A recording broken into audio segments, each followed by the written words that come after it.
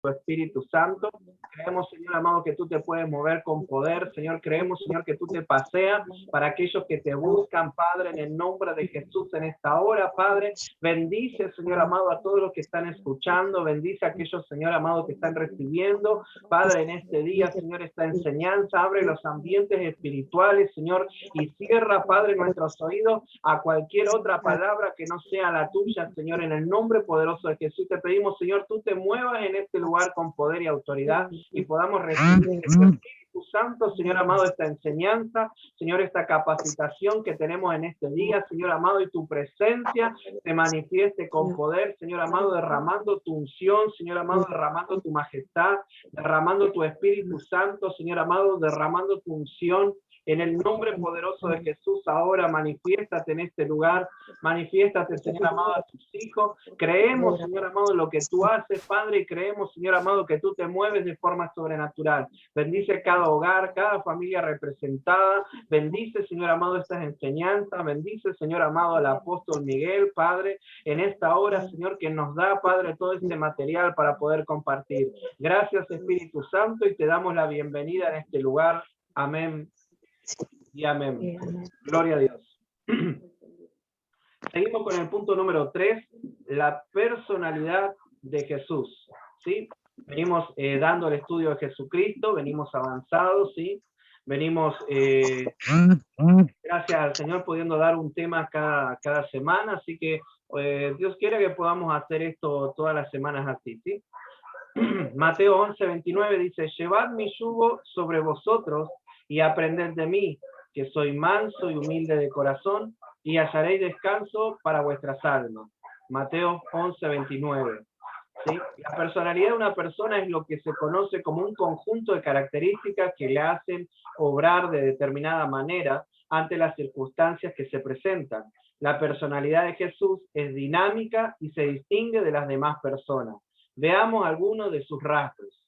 Jesucristo es santo. Hechos 3:14 dice, mas vosotros negáis al santo y al justo y perdisteis que se os diese un homicida.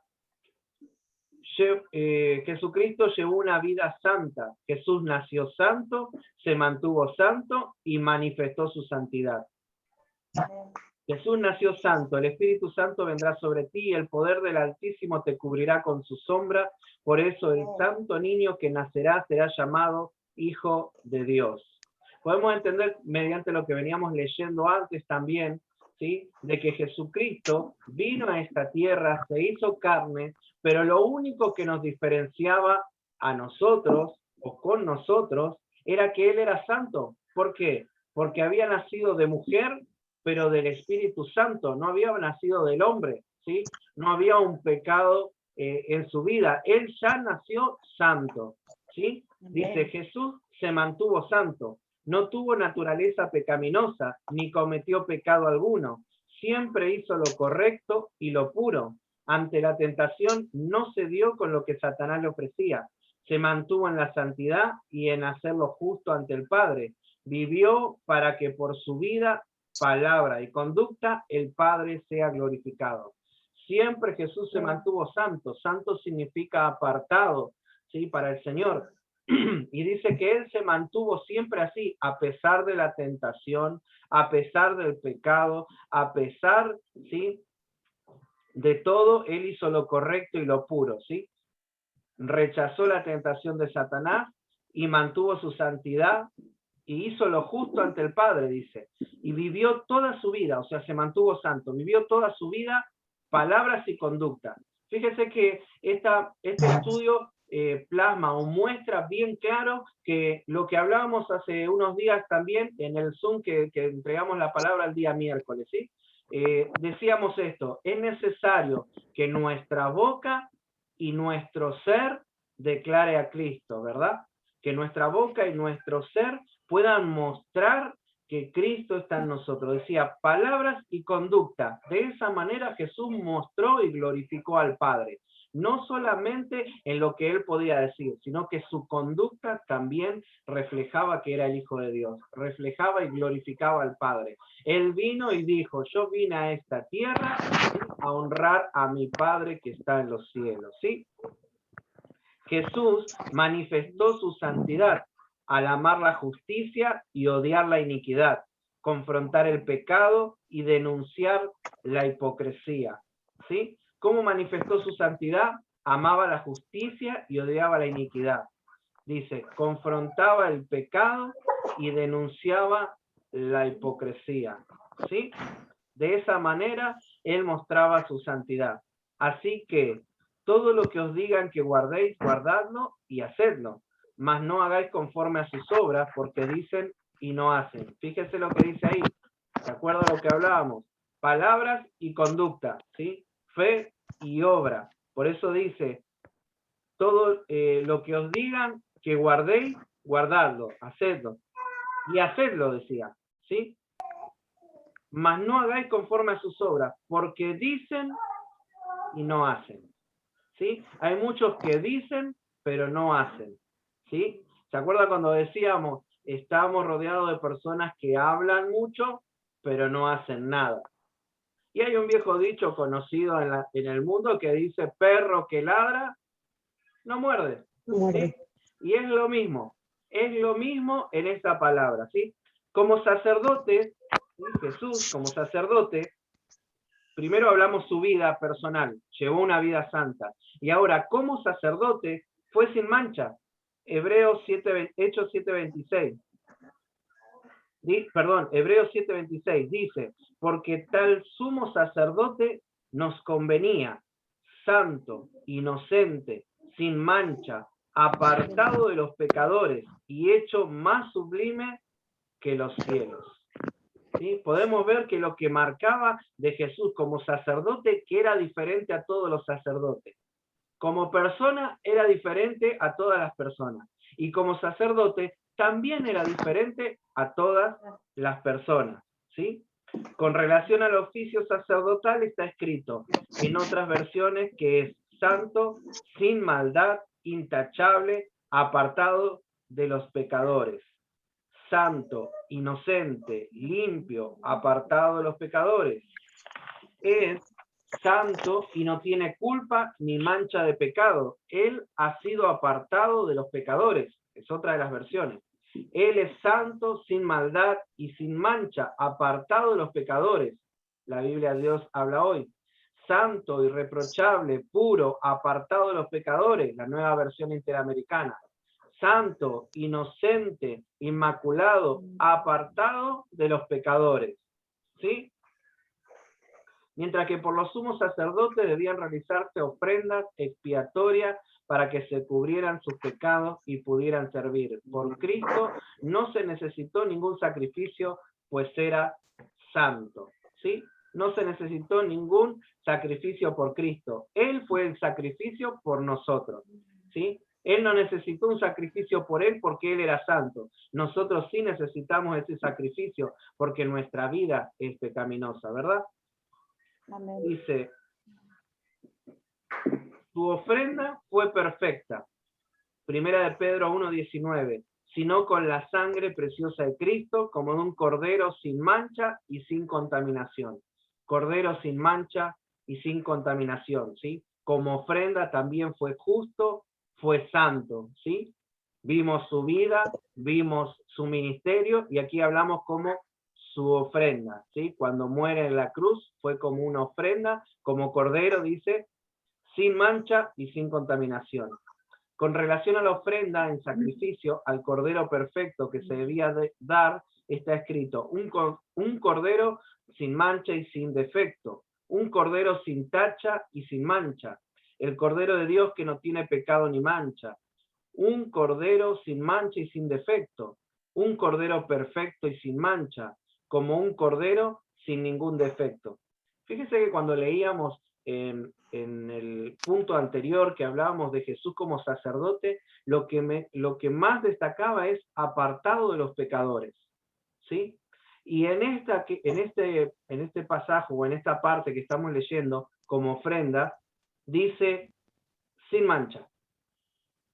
Todos los versículos dice un cordero sin mancha, un cordero sin tacha y sin mancha, el cordero de Dios que no tiene pecado ni mancha, Un cordero sin mancha y sin defecto, un cordero perfecto y sin mancha, como un cordero sin ningún defecto, ¿sí? La mayoría de los versículos utilizan el sin mancha. Ningún agente externo podía alterar nocivamente la pureza de Cristo ni alterar su moral. Jesús no podía contagiarse ni infectarse. Fíjense esto, ¿no? Muchas veces encontramos a personas que cuando le hablamos de la santidad y le hablamos de la perfección que Dios quiere de nosotros, que cada día nos sumemos y vayamos más en dirección a Él, ¿sí? Dice la palabra, olvidando ciertamente lo que queda atrás y extendiéndome a lo que está delante, ¿sí? Cuando hablamos de esta palabra, mucha gente dice, sí, lo que pasa es que tal hizo esto, lo que pasa es que los pastores hicieron esto, lo que pasa es que los hermanos hicieron esto, lo que pasa es que mi hijo hizo esto, lo que pasa es que mis padres hicieron esto. Siempre echamos una culpa a alguien, ¿sí? Siempre nombramos a alguien, que nuestros errores o nuestros pecados siempre son culpa de alguien. ¿A quién no le ha pasado, verdad? Que hemos dicho, no, dejé de congregar por tal cosa, no fui esa semana por tal cosa, no acepté el consejo del pastor por tal cosa. Siempre es por algo, por alguien, ¿sí? Amén. Y aquí dice que a Jesús no lo alteró nada externo. Él se hacía responsable de él mismo. Él decía, yo necesito ser justo, ser santo, ser sin mancha, ser sin pecado. ¿Se entiende? En todo momento él echó fuera todo lo que vino externo a su vida a querer sacarlo del propósito. Amén. Dice, ningún agente externo, o sea, nada de lo que hay a tu alrededor puede sacarte del propósito de Dios. Por eso dice externo. Nada pudo alterar su moral. Jesús no podía contagiarse ni infectarse. ¿Se acuerda la palabra que les dijo a sus discípulos? No se contaminen con la levadura de los fariseos. ¿Sí? Jesús no se contaminaba con eso. No cambiaba nada su vida. Su esencia no era alterada de ninguna manera. Jesús era perfecto, sin mancha y sin arruga. ¿Sí? Su vestidura sin mancha y sin arruga. No tenía pecado. Dice, ningún agente externo podía alterar nocivamente la pureza de Cristo. Que podamos entender y tomarnos de esta palabra, ¿sí? Que nada que suceda a nuestro alrededor nos quite del propósito de Dios. Que nada de lo que suceda a nuestro alrededor haga que nosotros podamos frenarnos en nuestro caminar, ¿sí? Tomemos el ejemplo de Cristo. Por eso decía, sé imitadores de mí, decía Pablo, sé imitadores de mí como yo soy de Cristo, decía Pablo, ¿sí? Que nada te detenga, porque cuando eres imitador de Cristo, estás juntamente con Él crucificado, ya no vives tú, sino que vive Él. Por lo cual, si Él fue santo, tú tienes que manejarte en santidad. Si Él fue sin mancha, tú tienes que tratar de que tus vestiduras estén sin mancha. Si Él fue sin arruga, tú tienes que tratar de que tu vestidura sea sin arruga. ¿Sí? Dice, vivió sin pecado. Al que no conoció pecado, por nosotros lo hizo pecado, para que nosotros fuésemos hechos justicia de Dios en él. 2 Corintios 5:21. En estas otras versiones se transcribe sobre Cristo. No cometió ningún pecado, no tenía pecado, no cometió pecado alguno, quien nunca pecó, al que no conoció pecado, no tenía ningún pecado, no tuvo experiencia de pecado, nunca pecó. Jesucristo no transgredió la ley, ni cometió infracción a la ley, ni hizo mal, ni dañó a nadie, ni tuvo relación con el pecado. Jesucristo estaba dedicado a hacer la voluntad divina. Amén. Jesús como persona, decía la palabra, Jesús como persona, a ver que lo releemos. Jesús como persona, dice, llevó una vida santa, se mantuvo santo y manifestó su santidad. Como sacerdote fue sin mancha, su ofrenda fue perfecta, vivió sin pecado, ¿sí? Y por último, y en esta hoja termina diciendo, Jesucristo es amor. Decíamos que Dios es amor. y Jesucristo es amor, porque es Dios reencarnado. Dice entonces Jesús, mirándole, le amó y le dijo, una cosa te falta, anda, vende todo lo que tienes y dalo a los pobres y tendrás tesoro en el cielo y ven y sígueme tomando tu cruz. Marcos 10:21. Acá Jesús hablando con el joven rico que desde niño había guardado la palabra de Dios.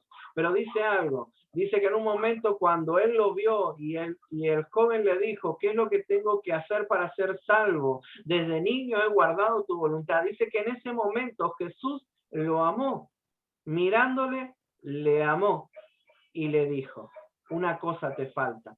Y ahí podemos ver que la corrección está muy ligada al amor. Y ahí vemos la palabra que dice, el que ama, corrige. Corrige. Amén. Jesús manifiesta su amor en dos direcciones. Ama al Padre y ama a la humanidad. Ama al Padre. Jesús muestra su amor al Padre siendo obediente a lo que el Padre le dice, haciendo la voluntad del Padre y terminando la obra que le envió a hacer el Padre. Esto es un poco lo que hablamos siempre, ¿no? De que nosotros, si yo le pregunto a cada uno de ustedes, y creo que si le preguntamos a toda la congregación, ¿aman a Dios? Todos explotarán en un amén, ¿sí? Que todos lo aman. Pero muchas veces nuestras acciones no demuestran ese amor, ¿sí? Porque Dios nos llama a orar y no estamos, porque Dios nos llama a su camino y no estamos, porque nos comprometemos con Dios y después le fallamos. Entonces, nosotros no mostramos su amor, mas Jesús mostró amor al Padre, amor a Dios. ¿Se entiende? Muchas veces hemos hecho pacto con Dios, Señor, si tú me ayudas a hacer esto, yo estaré contigo hasta cuando nos bautizamos. Señor, ¿hasta cuándo vas a seguir al Señor? Hasta que tú vengas. Pero después pasamos procesos, pasamos dificultades, pasamos cosas externas y después, ¿qué terminamos haciendo? Nos frenamos en el caminar. Salimos del propósito de Dios. Dios nos quiere en un lugar y nosotros tenemos otras ocupaciones antes que las que tenemos en Dios. Amén. Yo siempre digo lo mismo. Decimos, Dios está primero, pero cuando vamos a la práctica, siempre está Dios después de los hijos, después del trabajo, después de los padres, después de los parientes, después de mi descanso, después de la tele, después de mi novela, después del fútbol. Ahora viene Eurocopa, viene Copa América, ¿sí? Después del fútbol. Siempre hay un Dios siendo el primero, y nosotros decimos que es Dios el primero, siempre queda en segundo lugar, ¿sí? Siempre queda después de algo mío. ¿Sí? Y acá dice que Jesús no hacía esto. Su amor era de dos formas, al Padre y a la humanidad. Al Padre mostraba su amor al Padre siendo como, primero obediente, segundo haciendo la voluntad y tres terminando la obra que el Padre le envió a hacer. ¿Se entiende? Entonces de esto demostramos, cuando decimos primero está Dios en nuestra vida y le damos nuestro amor a Él, se tiene que ver en esto. Primero, obediencia. Segundo, hacer la voluntad. Y tercero, terminar la obra. No es arrancar la obra y dejarla por la mitad. Terminar la obra. ¿Sí? Jesús fue santo, nació santo, permaneció santo, ¿sí? Y mostró su santidad. O sea, de principio a fin, Él mostró su santidad. Como decíamos el otro día, ¿sí? Que decíamos, se abrieron los cielos, principia el ministerio de Jesús y dice, este es mi hijo amado, a quien yo tengo complacencia.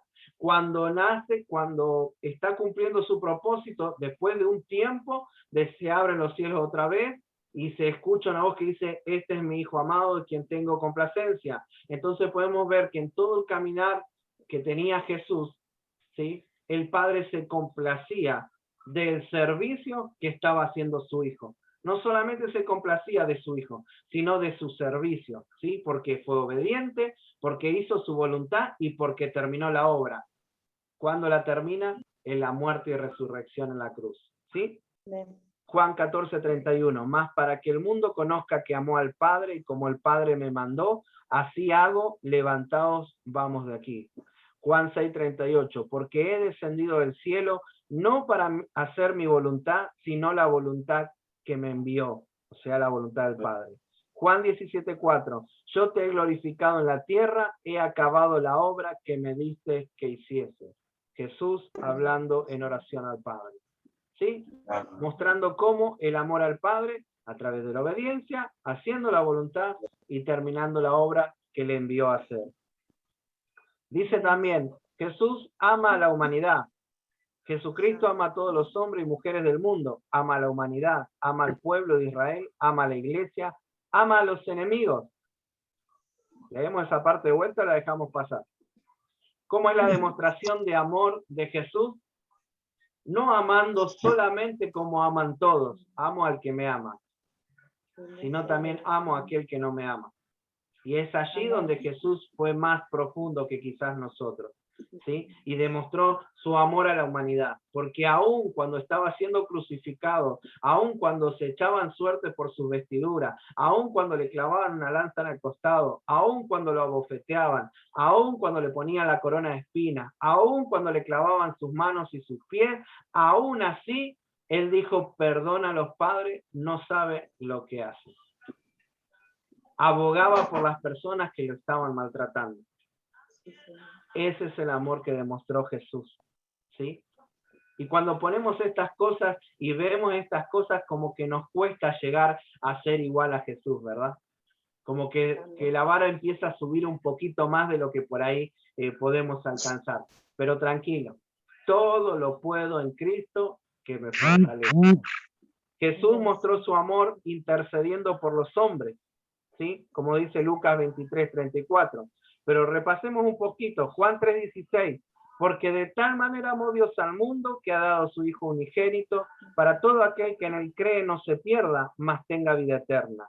Juan 13:1. Antes de la fiesta de la Pascua, sabiendo Jesús que su hora había llegado para que pasase a este mundo al Padre, como había amado a los suyos que estaban en el mundo, los amó hasta el fin.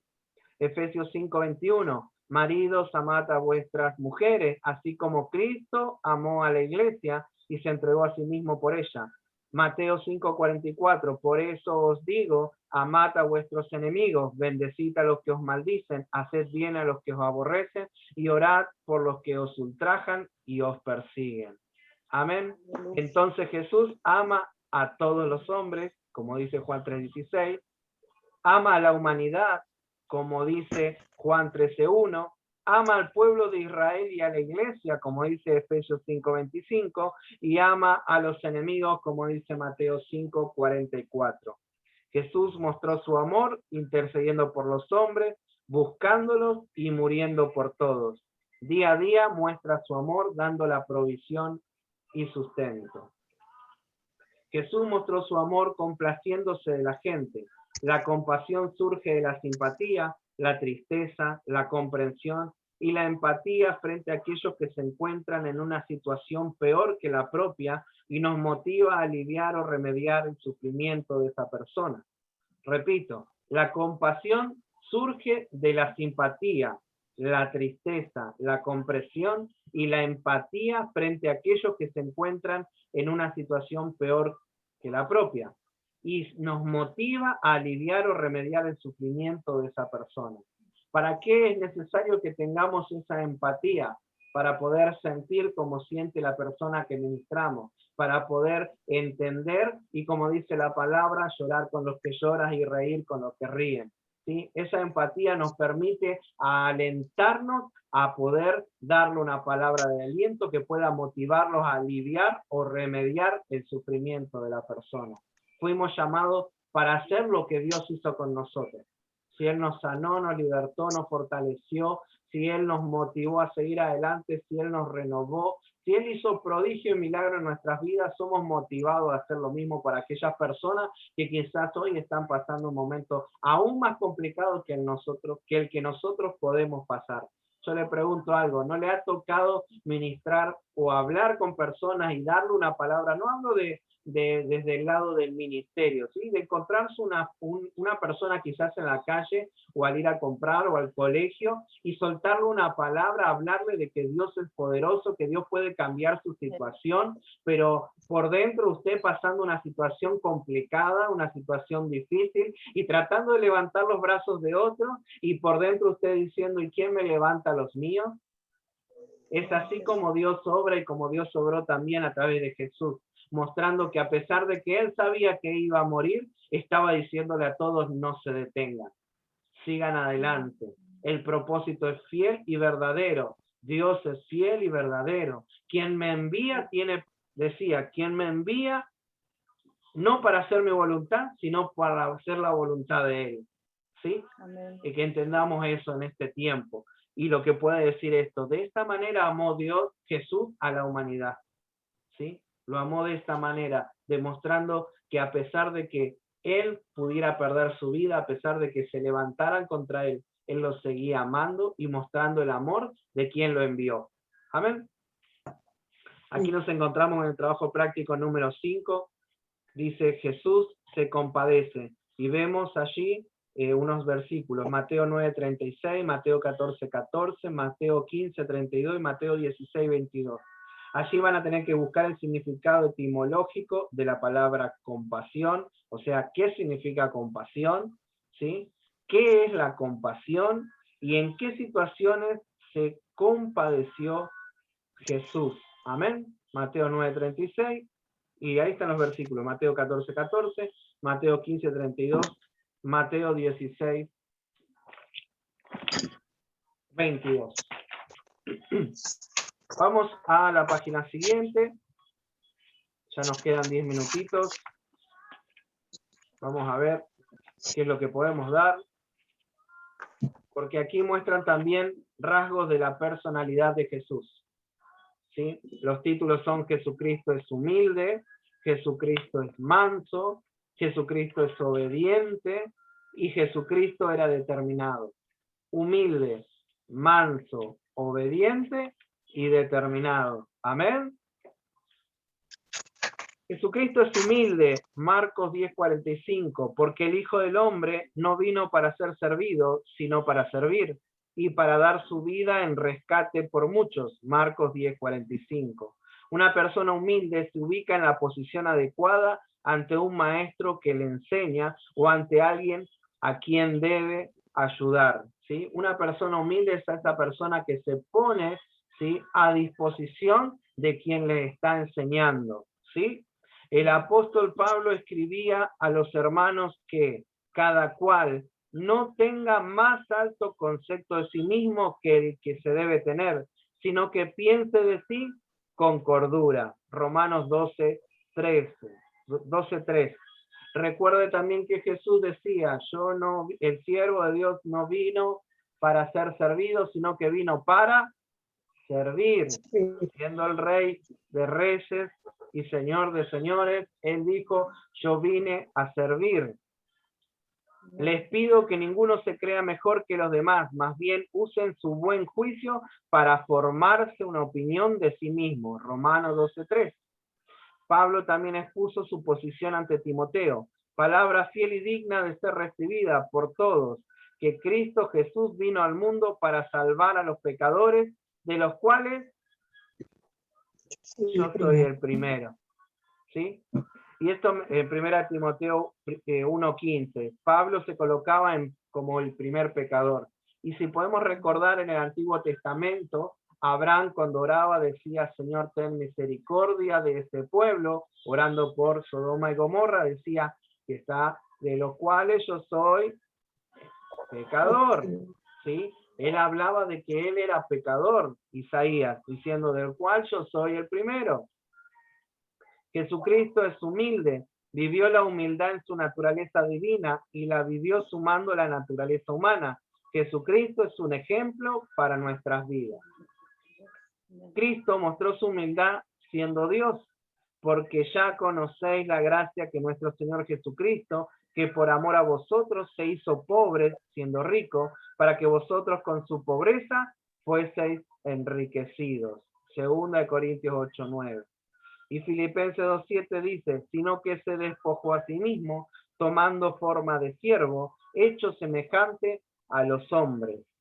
Cristo, estando en la gloria, siendo rico, teniéndolo todo, siendo Dios, se quitó ese honor y se humilló haciéndose pobre para ofrecerse en la cruz para darnos salvación. Cristo se humilló asumiendo una naturaleza menor. Fíjense que en 2 Corintios 8:9 dice, se hizo pobre siendo rico para que vosotros con su pobreza fueseis enriquecidos. ¿Qué quiere decir esto? Que a través de que Él se despojó de ese reinado que tenía en los cielos, ¿sí? Junto a su Padre, viniendo a la tierra, muriendo por nuestros pecados, nos permitió a nosotros entrar a reinar junto con Él y junto a su Padre en los cielos. ¿Sí? ¿Por qué? Porque nos hizo coherederos del reino de los cielos. ¿Sí? Y si hay un reino, quiere decir que hay un rey y somos coherederos de ese rey. Por lo cual lo que tenemos en los cielos, ¿sí? Es riqueza. ¿Sí? Es riqueza. Allí en los cielos hay riqueza. Por eso dice, para que vosotros con su pobreza fueseis enriquecidos. Entramos en los cielos y ahora nos sentamos junto con Él a la diestra del Padre. Amén. Amén. Amén. Jesús mostró su humildad siendo hombre. Y pongo mi vida por las ovejas. Juan 10:15. Juan 13:14. Pues si yo, el Señor y el Maestro, he lavado vuestros pies. Jesús no priorizó la condición política, religiosa, social, moral o física de las personas para acercarse a ella.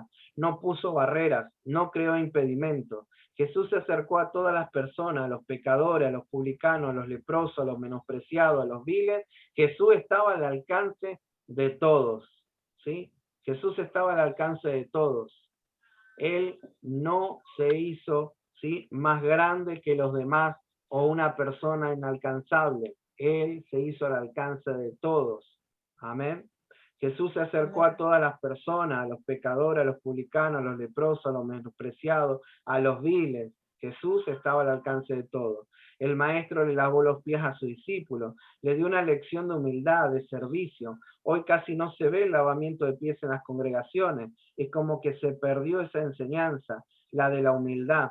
En estos tiempos los ministros buscan la espectacularidad, el gran milagro, la gran revelación, su obra, etcétera. Un espíritu tan contrario al de Cristo que buscaba servir al necesitado y dar la gloria al Padre.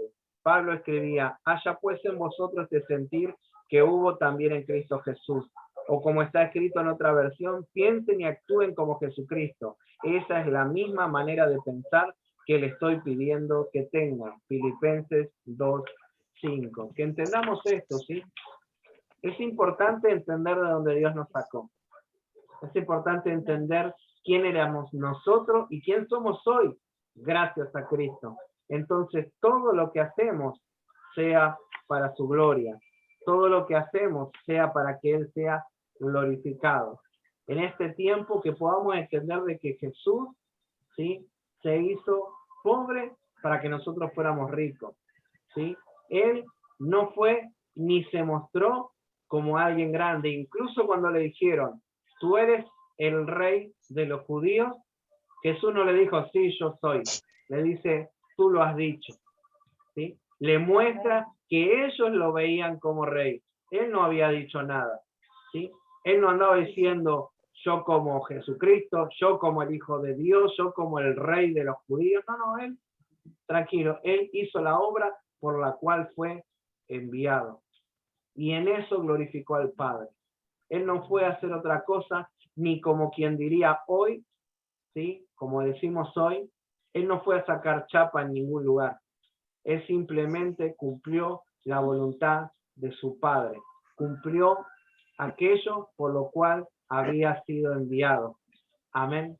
Él lo único que hizo fue esperar, ¿sí?, a que la gloria de Dios lo llene y esperar a cumplir el propósito divino de Dios. Amén. Que podamos en este tiempo hacer esto, ¿sí? Hacer como hacía Jesús. Nos van a quedar parte de su personalidad para la semana que viene, ya queda muy poquito. Y por ahí el Señor nos da algo grande con lo pequeño que queremos leer y no nos va a alcanzar el tiempo. Pero bueno, amados, esta ha sido la enseñanza de hoy. Recuerde bien que nuestro modelo es Jesucristo. Recuerde bien que todo lo que hacemos es para su gloria. Recuerde bien que si usted está en este lugar y quizás hoy compartiendo este Zoom, es porque alguien murió en la cruz y le dio la posibilidad de que usted estuviera hoy en su camino, ¿sí? Le dio la posibilidad de que usted pudiera hacer algo para él. Amén. Así que le dejo esta enseñanza de hoy y nos vemos la semana que viene, ya continuando y terminando ya con este capítulo e iniciando el que viene. Les recuerdo lo mismo de siempre. Si tienen alguna duda, no se olviden de mandar mensajes, para eso estoy. Si no pueden hacer alguna tarea, estos días se acercó una hermana y me dijo, esto no me está saliendo, se lo expliqué acá en casa, no hay problema, trate de preguntar si hay algo que no lo sabe. No deje los trabajos prácticos sin terminar, porque la idea es que usted pueda aprender, no que usted pueda aprobar, ¿sí? Por eso le dejo un abrazo grande para todos, Dios los bendiga mucho, a muchos los veo mañana y deseo realmente que Dios los bendiga. Nos vemos la próxima, ¿sí? Dios le bendiga mucho.